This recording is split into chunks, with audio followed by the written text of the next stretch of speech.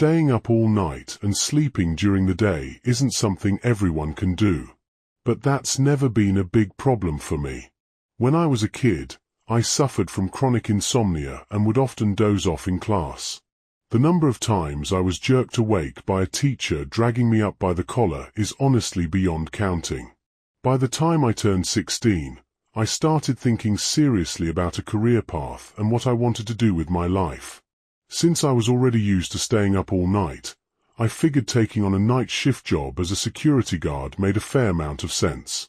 I looked a bit intimidating, thanks to my height and my regular workouts at the gym, so my appearance alone was enough to make people keep their distance, even though, in reality, I wasn't nearly as tough as I looked.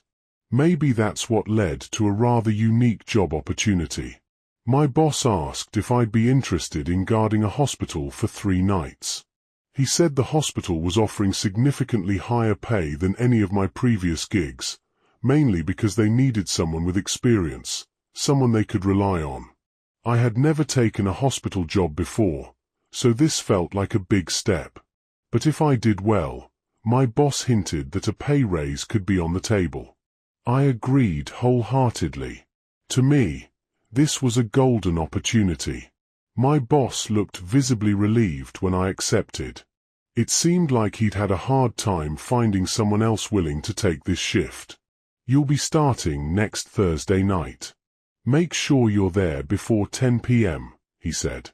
I shook his hand with a bright smile and a hopeful heart. "Absolutely, sir." Since joining the security company, I'd mostly been posted at safe locations like university campuses or McDonald's outlets. So I was actually excited to take on something new. Not wanting to risk being late, I got in my car at around 8 p.m. Even though the drive was only supposed to take about 30 minutes, you can never predict traffic, right? I also figured it wouldn't hurt to get familiar with the place before the shift officially started. I mean, how could I properly guard a building I knew nothing about? Its layout, its exits. I really didn't want to screw this up, especially since this hospital was paying me 3 times more than any place I'd worked at before. To my surprise, the roads were busier than usual, and I didn't arrive at the hospital until 8:40. The building itself looked almost medieval, built with stone bricks and carrying the charm of Romanesque architecture. It wasn't a large hospital, actually quite small. From the outside, it appeared to be only 3 stories tall, with a series of short hallways. I entered through the front door and greeted the nurse at the reception desk. Her smile was warm and welcoming, immediately easing some of the anxiety I had. "Hi, I'm here for the night security shift. I realize I'm a bit early, was told the shift begins at 10 o'clock. "What's your name?" she asked, still smiling brightly. "Jake," I replied. She started typing on the computer in front of her, presumably checking if I was legit. I mean, you can never be too careful. Some thief might pretend to be a night guard to sneak in and rob the place. "Your boss is Mel, right?" "That's right." "Okay. One of the other security staff will be here shortly to walk you through everything. While you wait, would you like a cup of coffee?" "Thanks, I'd love a black coffee," I said with a grateful smile. She nodded kindly and stepped away from the desk. A few minutes later, she returned with a hot cup of coffee in hand. It tasted amazing, unlike anything I'd ever had before. Everything seemed to go according to plan, because just as I was finishing my cup of coffee, another security guard showed up. He gave me a skeptical look, sizing me up before speaking. "I didn't expect someone this young to take on this place," he said. "But it doesn't matter, as long as you do what I say." I stood up from the chair and extended my hand. "Nice to meet you. Would you mind giving me a quick tour?" I asked confidently. I'd always been taught that confidence, even when faked, leaves a good impression, especially on new co-workers. But it was hard not to feel a bit intimidated by this guy. He had to be close to 2 meters tall and was built like a tank. "Follow me," he ordered. First, we went to the security room, where he showed me how the camera system worked. Then, he gave me a walkthrough of the entire building before returning to the security office. As we walked, he droned on about the usual basic safety rules, things I'd heard 1,000 times before. "Oh, and one last thing. See that paper on the desk? Read it. It has a list of rules you absolutely have to follow. If you don't read them, we can't guarantee your safety. I hope you're professional enough to take them seriously, no matter how strange they sound." I looked at him with mild surprise, but quickly composed myself and assured him that I would strictly follow the rules. "Good luck, kid," he said before leaving the room. The clock above the door read 9:30 p.m., meaning I still had 30 minutes before the official start of my shift. The list of rules read as follows. 1. Your shift begins at 10 p.m. Be in the security room before then. 2. Between 10:15 and 11 p.m., patrol the building to make sure no outsiders are lingering. If you find anyone, politely ask them to leave. 3. From 11 p.m. to 3 a.m., a young woman may appear at the front door asking to see her husband. Pretend she's not there until she leaves. 4. Ensure that the lights in the intensive care unit remain on during your shift. If they go out, turn them back on as soon as possible. If you hear screaming while the lights are off, run to the nearest restroom and hide until the screaming stops. Then and only then, turn the lights back on. 5. If you see a little girl with a teddy bear in the cafeteria, sit beside her but do not speak first. If she looks at you, return to the security room. If she speaks to you, respond until she walks away. 6. At 1 a.m., go to the general ward and check on the patients. If you see any patients sitting on their beds, greet them and do whatever they ask. If they start rambling nonsense, ignore it. 7. If it rains, open the front doors and let passers-by take shelter. Make sure all of them leave when the rain stops. If anyone goes missing during the rain, you'll see them on the security cameras. Do not look at her. Final warning, if the security cameras shut off at any point during the night, hide and pray they don't find you. I set the paper down on the desk and leaned back in the chair, laughing at how absurd the situation seemed. Someone's pulling a prank on me, I thought. Still, deep down, I didn't believe it was just a joke. After all, this was a hospital, and it felt more like some sort of test from my boss. Maybe this was his way of gauging how trustworthy I was, to see if I'd actually follow these ridiculous rules. I read the list a few more times to make sure I had it memorized. I was determined to prove myself a dependable guard. At exactly 10 p.m., I turned my attention to the security monitors. Everything looked dark and still. I had about 15 minutes until patrol time. Boredom crept in, and the best way to kill time? My phone. Browsing social media, scrolling through memes and dumb news headlines helped the time fly. Before I knew it, it was already 10:15. I pushed myself out of the comfy office chair, stretched, and left the security room. Fortunately, the hospital had elevators, and to save time and energy, I decided to use them instead of taking the stairs. I took the elevator to the top floor and began checking every room, hallway, and even the bathrooms. As expected, nothing out of the ordinary. That's the nature of night shift security work. It's mostly about being present in case something might happen. Incidents are rare, making the job easy, but dull. After sweeping the third floor and finding it completely empty, I moved down to the second. Same result. Everything was quiet. By 10:32 p.m., I still had enough time to sweep the first floor. The strange thing was, there was no one in the entire hospital. There should have been doctors, nurses, maybe even patients staying overnight. But every room I checked had been completely empty. If this was a test, then my boss didn't exactly go all in. Still, I made my way down to the first floor, where the ICU, security room, main entrance, and cafeteria were located. I planned to check the ICU and lobby first, so I could finish my round near the cafeteria and grab a snack. That's when I saw him, an elderly man, probably in his 70s, standing alone in one of the rooms. I immediately remembered rule number 2. If anyone is found, ask them to leave. Without hesitation, I decided to follow the rules, just like I promised. I sighed and approached the old man. "Excuse me, sir, but you're not allowed to be here at this time," I said firmly. The man looked at me silently, confused by what I'd just told him. "Sir, I need to ask you to leave immediately," I repeated. He nodded and followed me out of the building. But just before disappearing into the darkness, he suddenly turned and warned me, "Be careful of the surgeon." What did he mean by that? Why should I be careful of the surgeon?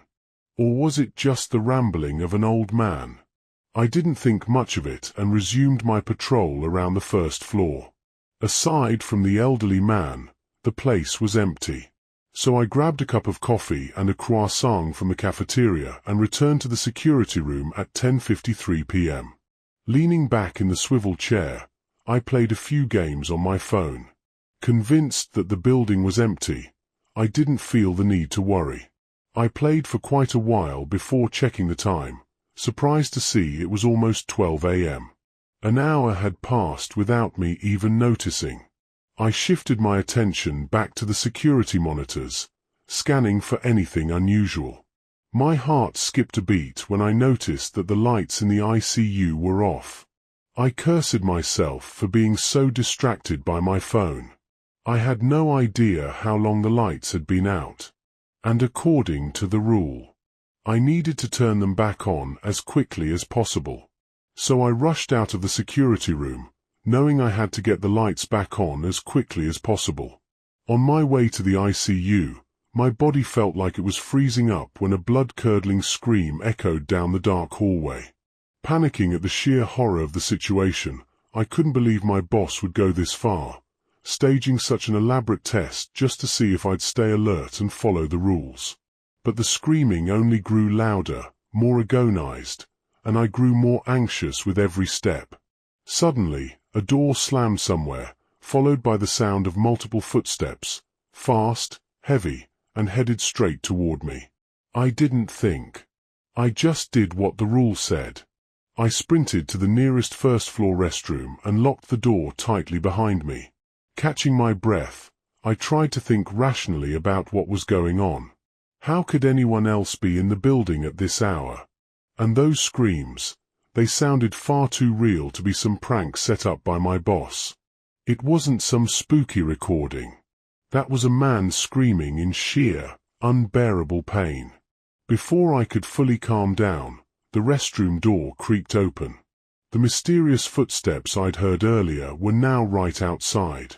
I held my breath, staying as silent as possible.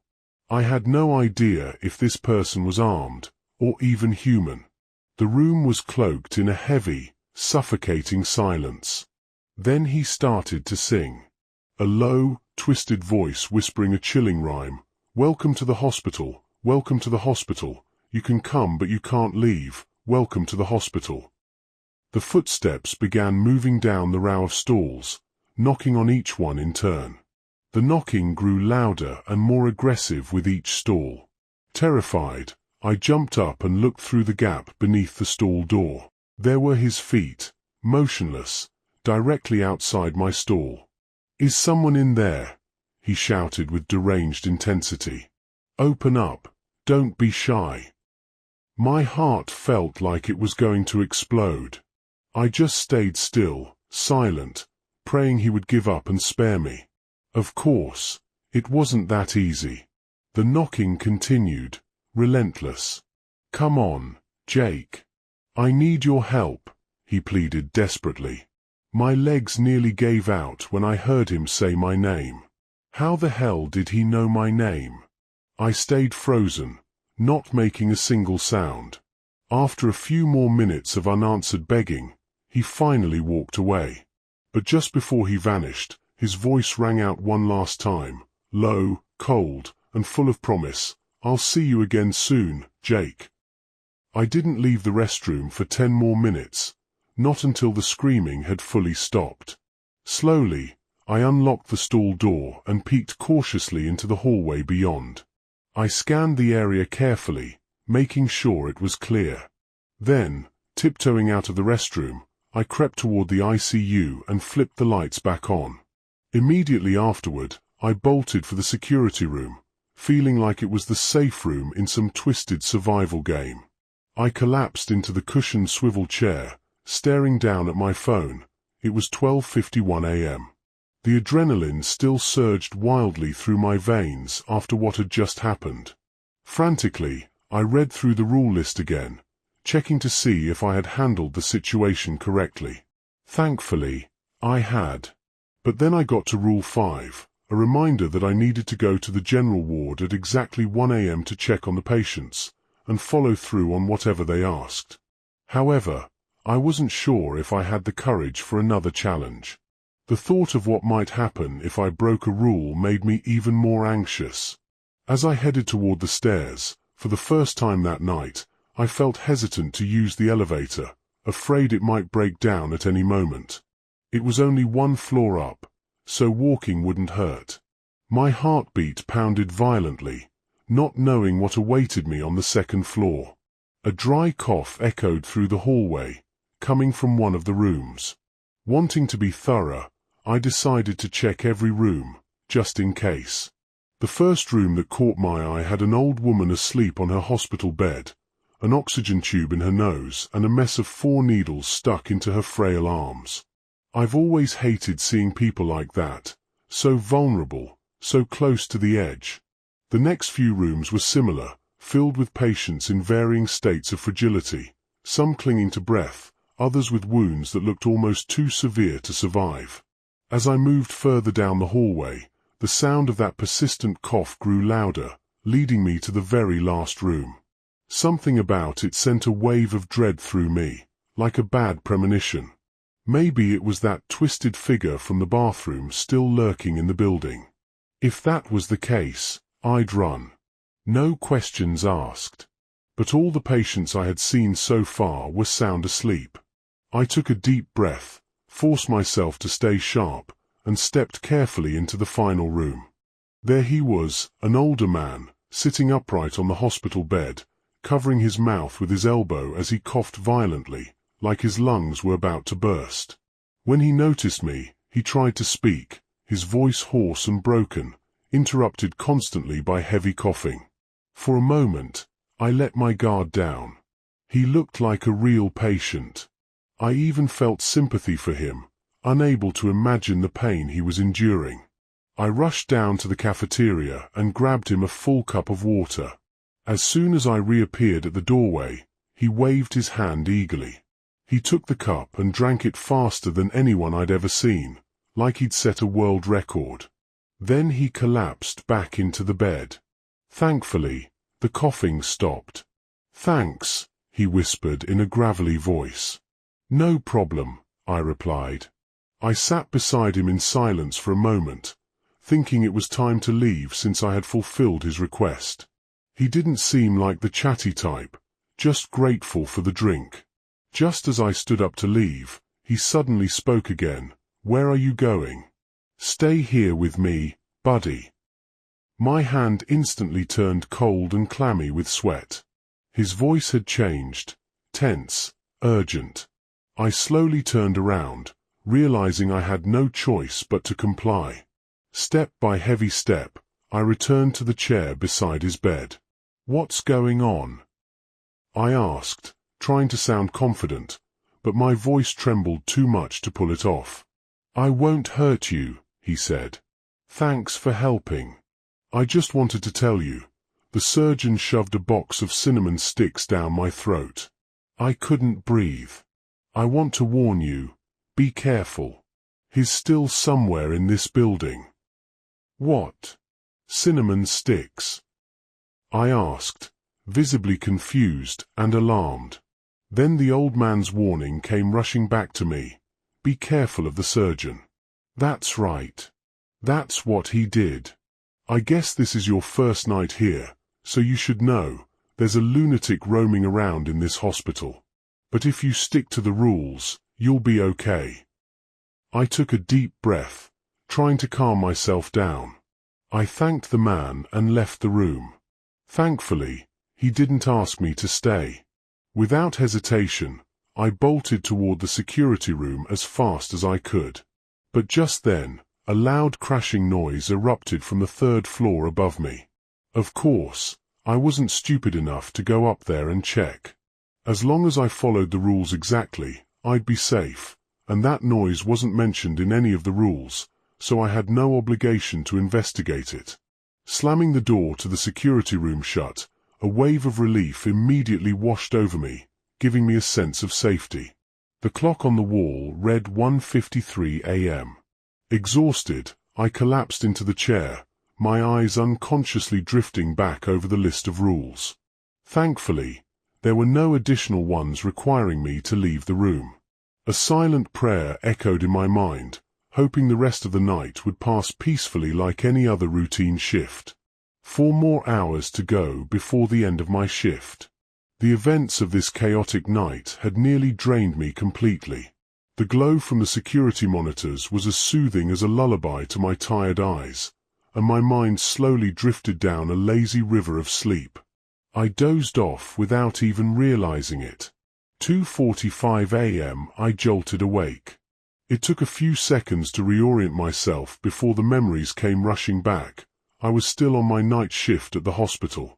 Groggy and barely functioning, I dragged myself to the cafeteria in search of coffee to snap out of the drowsiness. I hoped it would help me power through the rest of this hellish shift. The cafeteria was eerily empty, just me and the low hum of the coffee machine. Turning to head back to the security room, I suddenly spilled coffee all over my uniform in shock. Moments ago, there hadn't been a single soul around. But now, sitting quietly at one of the cafeteria tables, was a little girl. My mind spun as I tried to recall what the rules said about a situation like this. The train of thought was interrupted when I noticed the girl had turned to look directly at me. She wore a short white dress with a pink t-shirt underneath, and her shoulder-length blonde hair hung loose. In her arms was a teddy bear, adorable, except one of its button eyes had fallen out and now dangled from a loose thread. She stared at me blankly, expressionless, and I was suddenly uneasy, unsure of what I was supposed to do. All I could remember from the rules was that I needed to sit beside her. Though hesitant and not completely confident, it seemed like the safest option. After all, she was just a little girl. I sat down on the bench next to her. She continued staring into my eyes without moving for what felt like an eternity. I didn't dare speak. Neither did she. The silence made me incredibly tense. I had no idea when it would be okay to leave. That's when she started to giggle, covering her mouth with one hand while clutching her bear tightly with the other. "Looks like someone forgot the rules," she said in a voice both playful and disturbingly sinister. I looked at her, confused and horrified. My mind scrambled to assure myself I hadn't done anything wrong. But her eyes, deep and unreadable, seemed to see right through me, making my skin crawl. "Wanna play hide and seek?" she asked excitedly. "I'll count to 60, and then we'll come find you." I didn't bother asking who we meant. She looked at me with the kind of glee a kid might have upon discovering a shiny piece of candy in a store window. I bolted from the cafeteria, leaving the coffee behind. Her voice echoed behind me as I fled. 1, 2, 3. I'll be with you forever. 4, 5. In the dark, I'll cease to exist. I slammed the security room door shut, hands trembling as I flipped through the rule sheet again.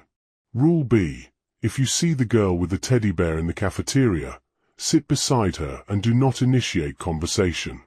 If she looks at you, return to the security room. If she speaks to you, respond, until she leaves.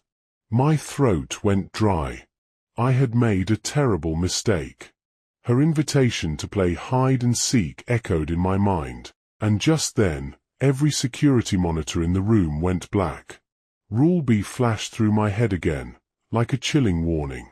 From the rule, if the security cameras shut off at any time during the night, hide and pray for your life. At this moment, sheer terror completely took over my thoughts. I didn't know what to do or where to hide.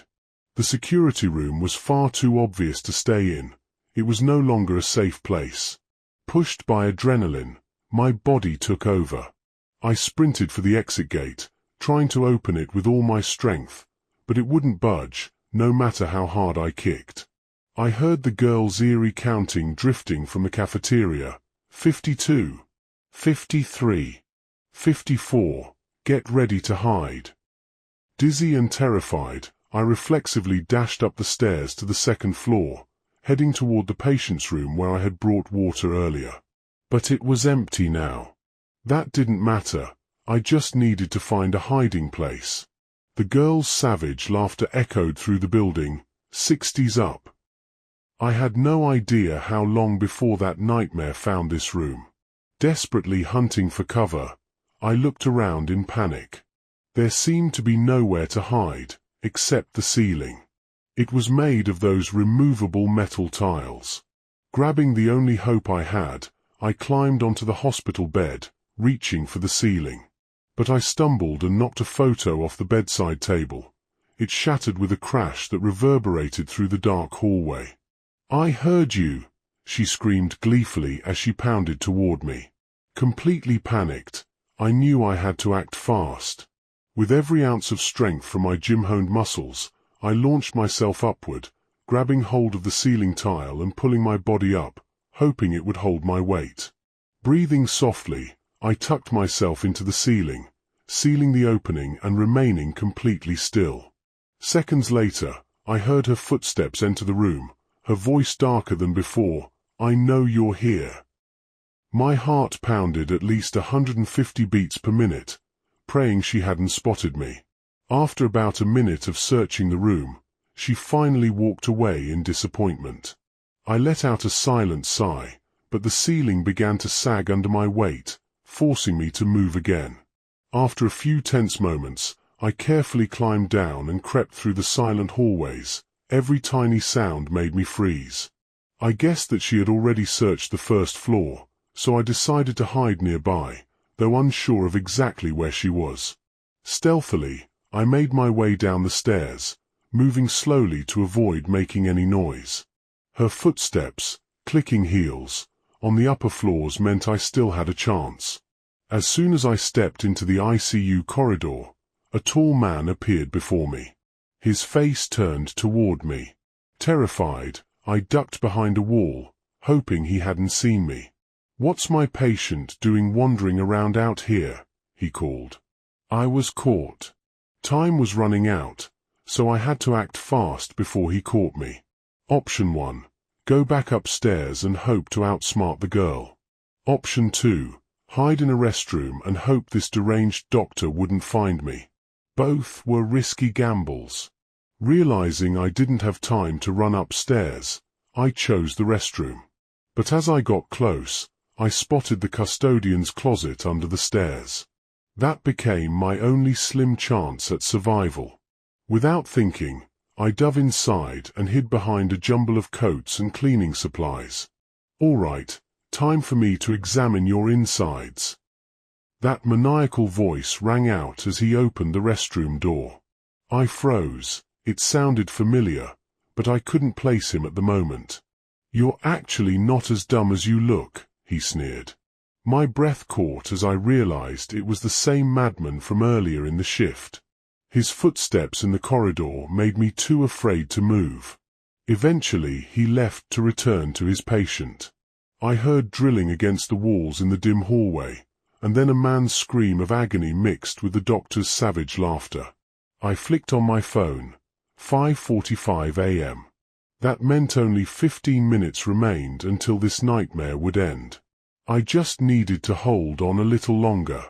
Completely exhausted from the night's chase, I fell asleep inside the closet. I was awakened by the kind old guard, the custodian. He looked surprised to see a security guard hiding in his closet. "Tough night?" he asked, though he'd already guessed. "It's over. You can clock out now," he said. I stood and walked down the hallway. In the daylight, the hospital looked completely different, tranquil, almost welcoming. I thanked the custodian for waking me, then quickly left the hospital and drove home. Threw myself on the floor the moment I got in. I still can't make sense of everything I witnessed. It felt like a hellish nightmare. I told my boss I was sick and didn't even bother returning his calls. A week later, I returned to my regular security jobs, and fortunately, I wasn't fired. Since then, I've been assigned to boring, safe locations, and honestly, I couldn't care less. At the end of the day, any job is better than a cursed overnight shift at that hospital.